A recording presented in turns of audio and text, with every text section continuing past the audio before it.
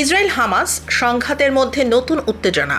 গাজায় ত্রাণ সহায়তা সীমিত রাখার ঘোষণা দিয়েছে ইসরায়েল। একই সঙ্গে হামাস আরও 4 জন ইসরায়েলি বন্দীর মৃতদেহ আন্তর্জাতিক রেড ক্রসের কাছে হস্তান্তর করেছে।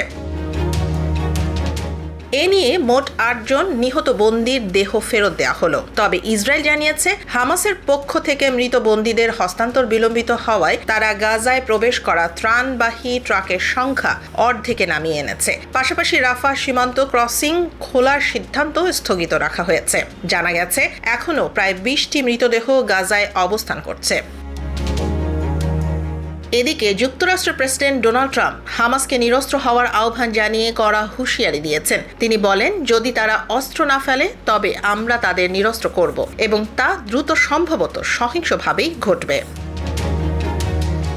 2023 সালের অক্টোবর থেকে ইসরায়েলের গাজায় অভিযানে এখন পর্যন্ত অন্তত 67,913 জন নিহত এবং 1,70,134 জন আহত হয়েছেন। অন্যদিকে 2023 সালের 7 অক্টোবরের হামলায় 1,139 জন ইসরায়েলি নিহত হন এবং প্রায় 200 জনকে বন্দী করা হয়। দীর্ঘস্থায়ী এই সংঘাতের মধ্যে মানবিক সংকট আরও গভীর হচ্ছে, এমনটাই বলছেন আন্তর্জাতিক বিশ্লেষকেরা।